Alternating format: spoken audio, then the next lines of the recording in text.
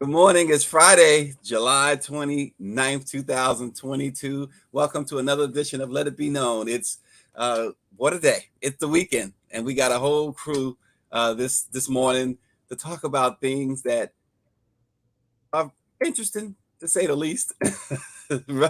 Russia is saying no deal yet for a prisoner swap between the notorious arms dealer Viktor Bout and WNBA superstar Brittney Griner. And the Russians have cited a particular reason why a deal may not get done, even though the U.S. is offering the merchant of death. We're going to tell you what that reason is this morning. And police in New York say they're not only trying to solve the robbery of a Brooklyn church pastor, but like others, they're still scratching their heads as to why the pastor and his wife had over $1 million in jewels on them when thieves held them at gunpoint at the church and took valuables. Also, that pastor's in hot water for something else. And a new political party comprised of former Republicans and former Democrats is launching ahead of the 2024 presidential campaign. We will talk about that. Also this morning, Josh Hawley, you got to love him, right? He has a new book coming out called Manhood. And boy, was he clowned after video showed him running for his life from the insurrectionists whom he fully supports during the Capitol riots. And what about Rep. Matt Gaetz, one of a number of Republicans who voted against an anti-human trafficking bill? A persistent reporter kept asking Gaetz whether he was a pedophile. He didn't have an answer.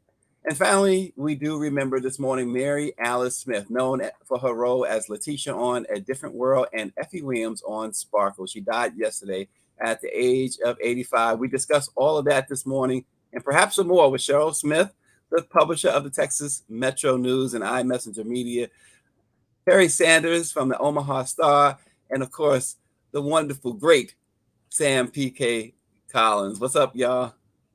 Hey. Good morning. Peace and blessings. Hey, so Russia's saying no deal yet for Brittney Griner, and they cited one thing. I don't know if this is the only reason, they play in politics or whatever, but they said, we don't negotiate publicly. What are you doing, America? Why are you putting this out there? We usually tell people after the deal is done.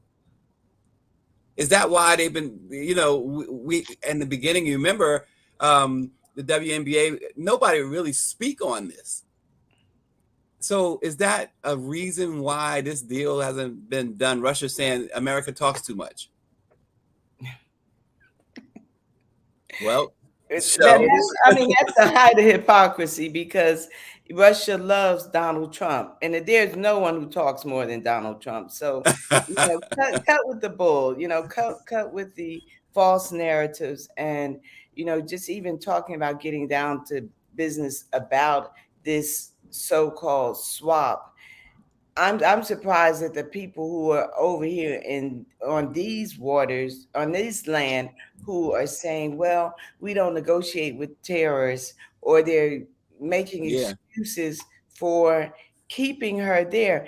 Just like when Trayvon Martin happened and President Obama said that could be my son. I'm looking at Brittney Griner saying that could be my daughter. Yeah. That could be my sister's daughter. That could be. And we have to stop letting people BS around with us about our children, because they don't do it when it comes to theirs.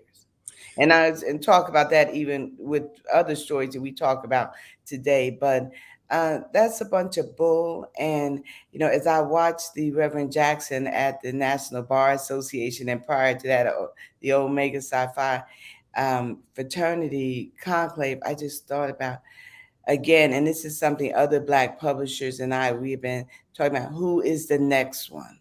Who is the next Jesse that we're going to have? Because for years I said, if I'm ever traveling internationally, something happens to me and they keep me, call Reverend Jackson.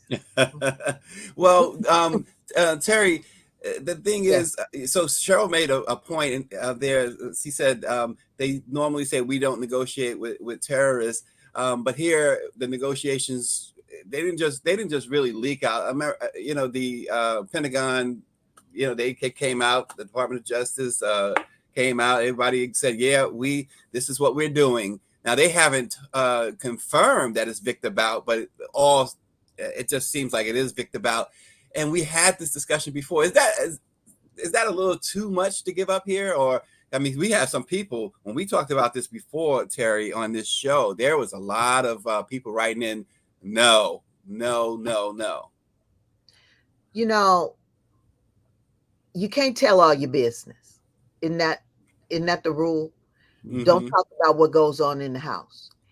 And so, is Viktor Bout the most notorious person that Russia wants back, or do we have somebody else? While we all know who we want back on our soil from our end, and it's the older white gentleman, that's what I'm going to say, and the young black female. And, you know, why are we talking about it? Remember when there have been hostages before, and like you said, Cheryl, and Jesse, he can get them out. Oh, there's my friend James. And he just pops up. It's Friday. What you got in your cup, James? Pop it up like that. Mine's is coffee. What you got? Diet Pepsi. That's the problem right there, Terry. That's why he popped up like that. Okay. Yeah, Diet Pepsi at 7:30 Friday morning. But they don't want, they say that America, they basically saying America talks too much. But like Cheryl said, Trump got the biggest mouth on earth. Yeah.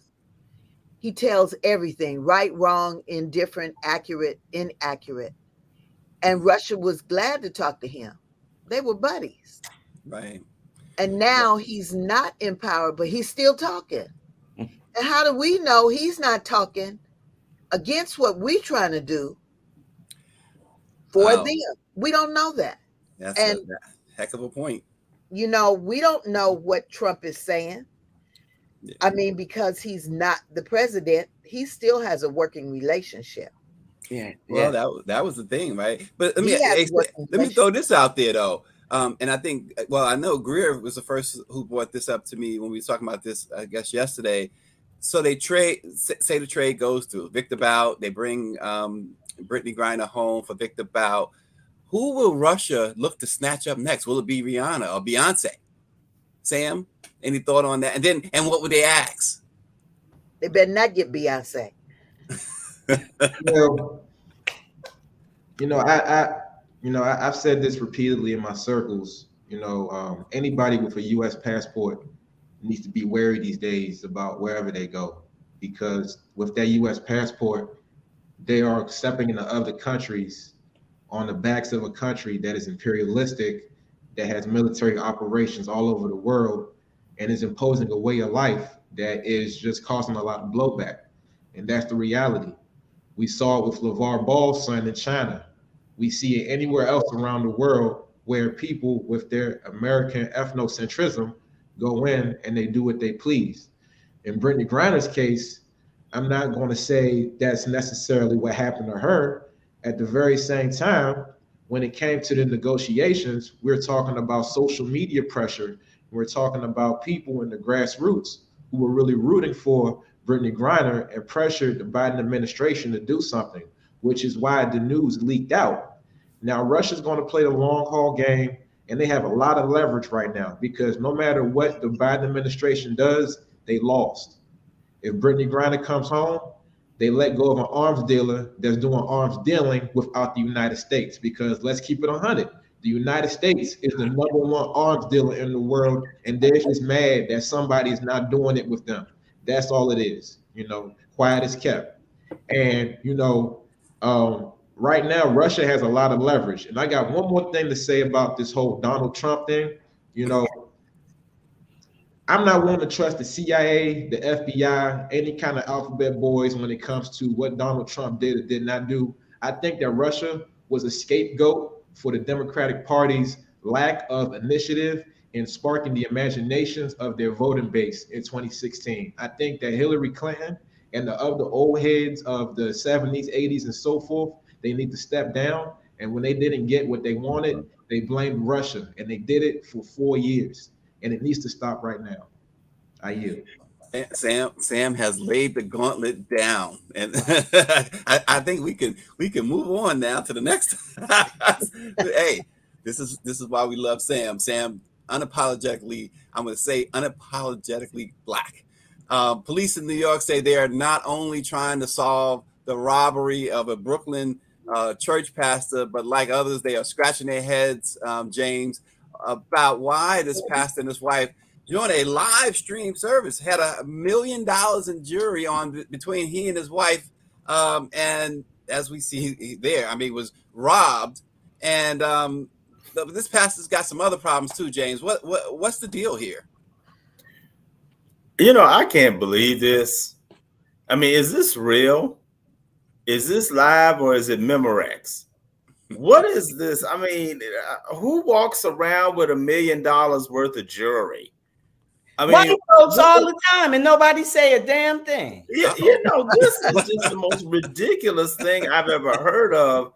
I mean, talk about these pastors way back in the past who used to exploit people, particularly poor people, particularly Black people, in order to live their luxurious lifestyles. And then you had this happen. And then from what I understand, Stacey, the robbers sped away in a white Mercedes-Benz.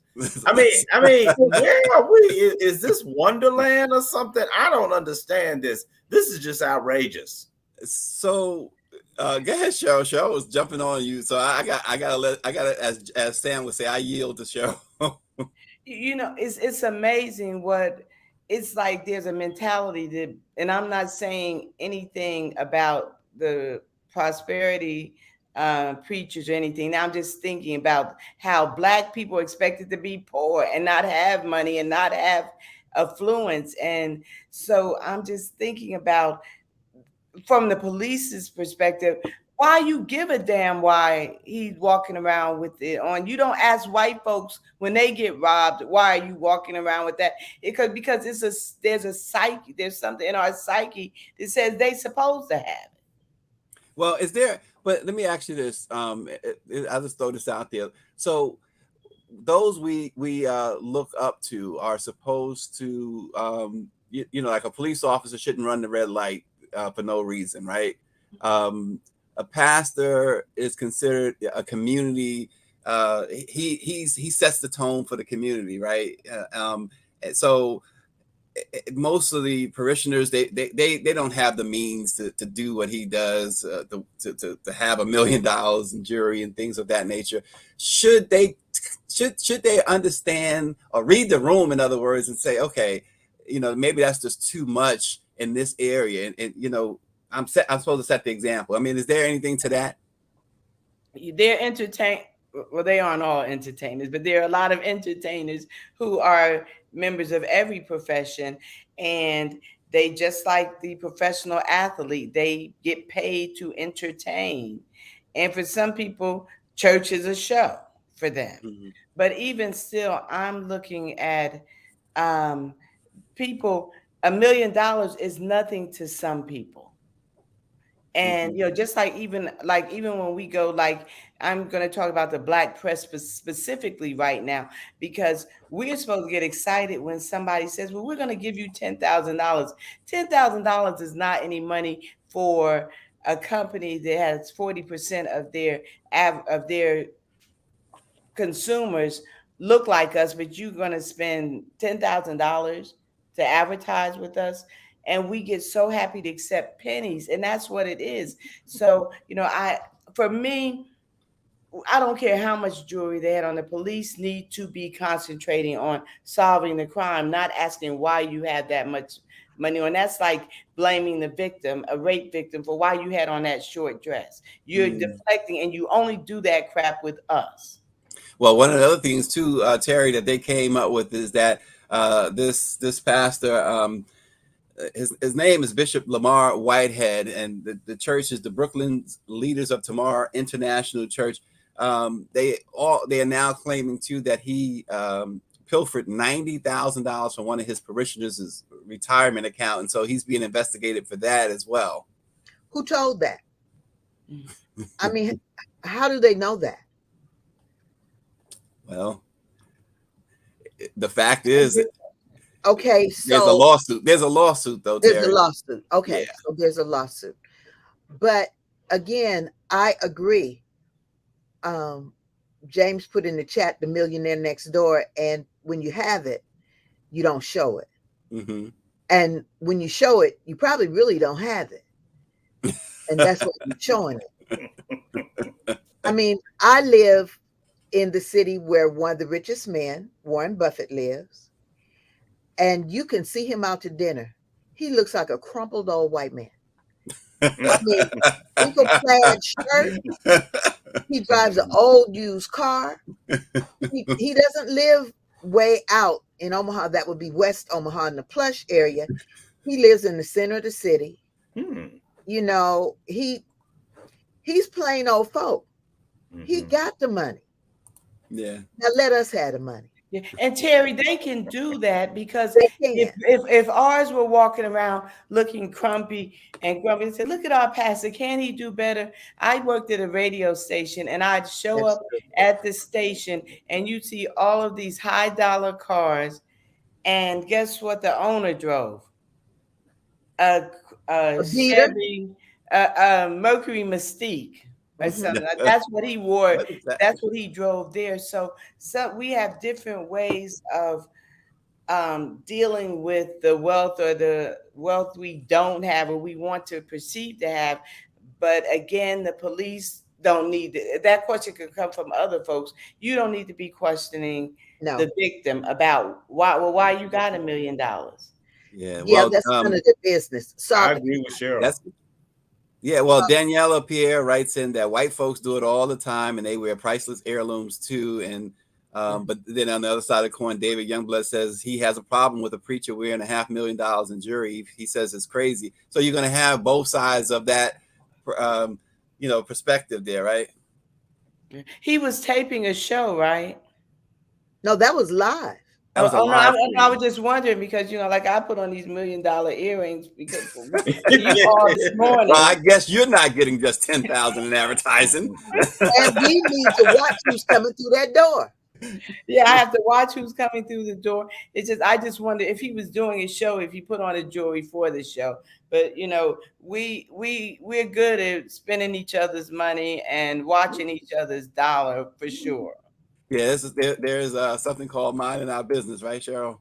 Well, Cheryl's right, because in this vein, it's really sad to see struggling and poor Black folk, and I'm saying Black folks who are really, really concerned about how well their pastor is living.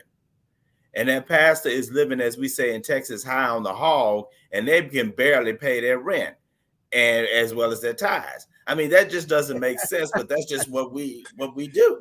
James, but that's the point I was trying to make. Do people feel that there's nothing wrong with, if he has the means, he has the means, right? But to in some ways flaunt it, like I said, like a cop going through red lights just for no reason, or doing things because he can, because he wears a badge and a gun. If the pastor doing things because he's the pastor, is it, all things are lawful, but not all things are advantageous, right? So what's wrong with wanting to look good? Yeah, and Stacey, come on. I mean, what about, we could talk about the people who go to the grocery store and buy this cart full of food with food stamps and then buy $50 worth of dog food. How can you take care of a dog, when you got us paying for there are just so many ways we could look at what folks are doing with their money. What about the folks who have very little money and you see them walking around with gold chains on? Some of them are real, some of them are not. It's it's still when solve the crime, and that is do your job, do it like you would do it with anybody else. Solve the crime. It is not your job to ask the why you're wearing what you're wearing. Now, I guess we could do that, but I got other things. Bring Brittney home. Bring Sam. Let me give Sam the last word on that. Go ahead, Sam. I'm very interested to know what's the pastor's dealings in the community. He actually ran for Brooklyn Borough President. He didn't win, but he actually ran for Brooklyn Borough President. So he was, I guess, attempting to serve as well in that way. Okay. I mean, nonetheless, I'm trying to have a nuanced view on it. I don't like looking at, the scripture and in terms of like, struggle versus decadence. But what I will say is that over the last few decades, the church has, as a whole, not any particular church, but the church as a whole has gotten away from, doing the service in the community and talking more about, prosperity and talking more about this heaven that is after, life, instead of encouraging people to build their heaven on earth. And, this cult of leadership has really emboldened a lot of pastors to think of themselves as a demigod. Whether that's the case with this pastor, I'm not going to speak on, but I think that the $1 million in jewelry to a degree really speaks to that. And what we saw, if you analyze it on a deeper level, is a result of, just the gap between the so-called leaders and the people who they're talking about serving, and this happens all the time with rappers in the drill culture.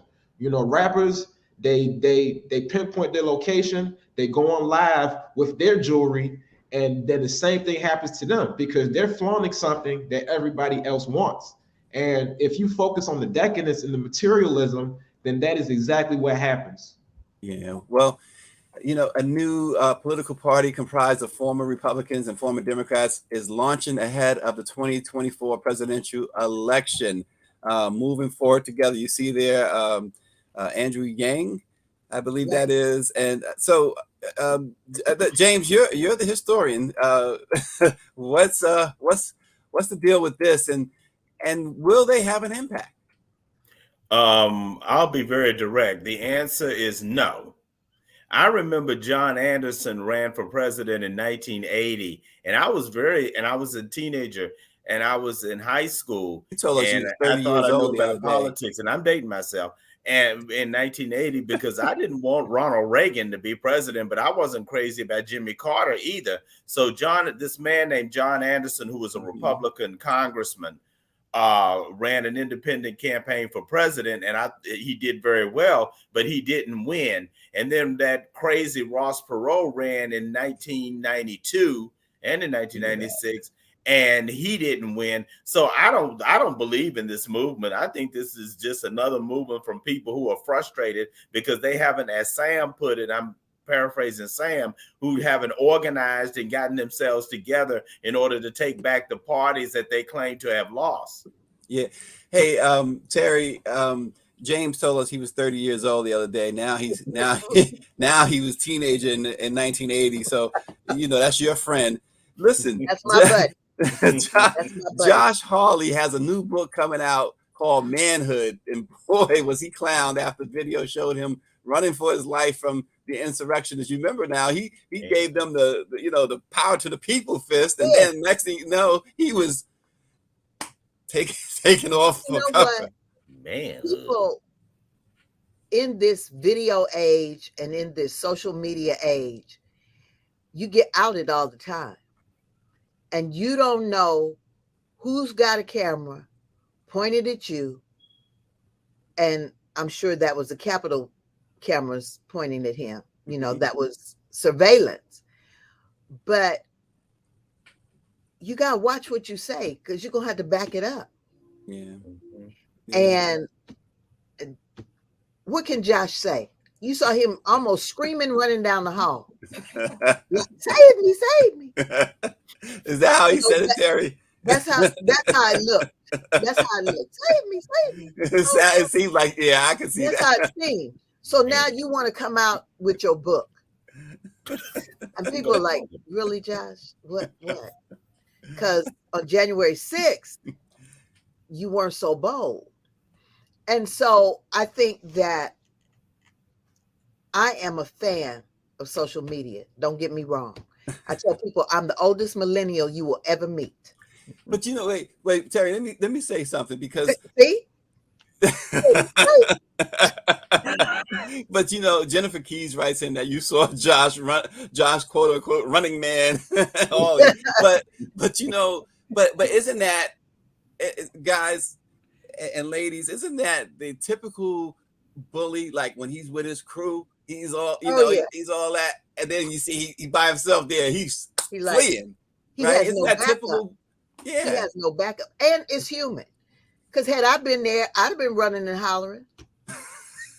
I'd have been screaming. I'd have been, ha! You know what? Or keeping my mouth shut. Joe would have been clutching her $1 million earrings. Yeah. But I think Cheryl would have probably, she'd have taken a boxer stance. She'd have been ready to fight. I'm from Jersey. They're not taking nothing laying down. But you know, is that really news? I mean, Brittney coming home is news. Brittney coming home. You hope that they do bring Brittney home. Claudette Perry wrote in that she agrees that they should have kept the negotiations quiet until the deal was done. Again, she says Biden doesn't seem to know or believe his lying eyes. Making that public could have triggered Trump and his Republicans to pick up the phone to call his buddy Vladimir Putin. So, that goes along with what you guys was saying here. Another point, though, you talk about these some of the Republicans, Matt Gaetz, Gates, or however you want to say his name. He was. Are you a pedophile? But you know what? Are you a pedophile? Are you a pedophile? But you know what precipitates that is his behavior. There's some reports out there with him with underage girls, but also he voted against. He was among those Republicans who voted against an anti-human trafficking bill. And we know human trafficking is a major problem. Yeah. Especially here. It's really interesting, the things that distract us as we think about what's really going on in the world. And you mentioned about another party started. Folks said a long time ago the party was over, and then it's another group, and people are embracing it. But when we try to rise up, people are trying to tear us down about it. And Terry, you asked about what is news for me. News today would have been it's 50 years since the soundtrack for Superfly. Uh-oh. And, that's we're celebrating the late Curtis Mayfield. That's what's news for me. Well, hey, I'm gonna take you another way. Yesterday was 38 years since the release of the movie Purple Rain. So I had to go. Yeah. Okay. And look, you talked about Mary Alice. Mary Alice Smith. Yeah. Sparkle was one of my favorite movies. Sparkle. Yes. There you go. Sparkle. Right. She died yesterday at the age of 85. A wonderful, wonderful, wonderful actress. We remember her also more recently from A Different World. She always seemed like the one in the room that could reason, right? That scene there. Always. Yeah, she commanded the platform, right? Whether it's the movies, when you saw on that screen, it's like she commanded your attention because of her ability, her ability to just be able to just stand out. Like Denzel comes on the screen and people stop. Yeah. And some people get that by talking loud. She didn't talk loud. That's what I was going to say. She was quiet. Yeah, quiet. Quiet spirit. Well, she was wasn't she like that aunt that walked into the room, you doing something wrong, and all they had to do was look at you. Mm-hmm. And that was it. It wasn't no reason to say anything except you knew you were doing wrong, and so you just had to stop. Not a lot of dialogue. Yeah. Mary Alice Smith. Wow. Claudette Perry writes in, she says, yes, Cynthia McKinney, former congresswoman, ran for president of the Green Party ticket. Most Black nationalists voted for her. So that's going back to that topic. But, I'm going to throw it to you guys just one last time for Mary Alice Smith. We remember her. You mentioned Sparkle, Different World.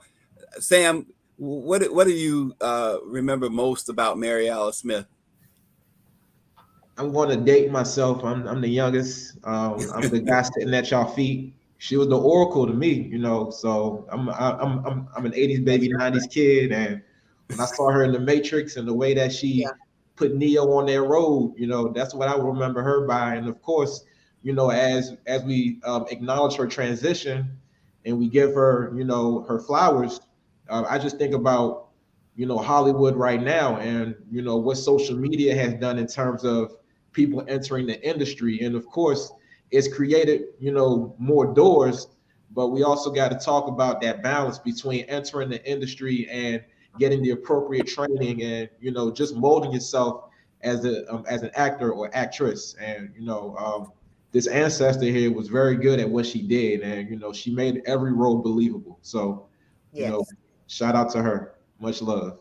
Yeah, James. Yeah, one of the things about Mary Alice is that she wasn't on the National Enquirer every week, and you didn't have her on Extra and TMZ and talking about her personal life and how many cars she had and who she was dating, all that type of stuff. She was a classic thespian, and thespianist, I should say. And so that's why I would rest in peace, rest in power. You know what, though? At the end of the day, class always wins. Yeah. Class always wins. You can be verbose and out there and whatever, but class will always win. Yeah. And it's timeless. It's timeless. Yes. That's something you look at the elegance and the images because, you know, things would change. In my daily newsletter, we had two women standing by each other, and both of them had, like, let's say they had butterflies on, but the younger butterfly was at the top of the hip, and the older woman, it was at the bottom underneath her butt cheeks, and she's saying, you know, I had a butterfly also. And you just think about those pictures that from yesteryear. And I salute the excellence, you know, even when you saw in the great debaters, when they went to class, how they were dressed as opposed to how they dress today. So, you know, sometimes evolution is good all the time, but some things we're evolving into, some things we don't need to lose in the translation. Yeah, Jennifer Key says Marty Richards' The Inkwell was her favorite Mary Alice film. You know, she kind of puts me in the mind of Ruby Dee. Yes. When you talk about class and things like that, you know, Ruby Dee exuded that. And no matter what role she played, I had a great privilege to interview her and Ossie Davis some years ago. And I tell you, they were so inviting. They invited me to their home in New Rochelle, New York. And they were so wonderful, you know, off screen, which is really interesting. I obviously, Mary Alice, I have no idea how she was off screen, but if on screen gave you any indication, she was really probably a lot like Ruby Dee. Class. I still say that. Class wins out. Yeah. It is genuine. It is not, forgive me, trumped up. It is, I had to.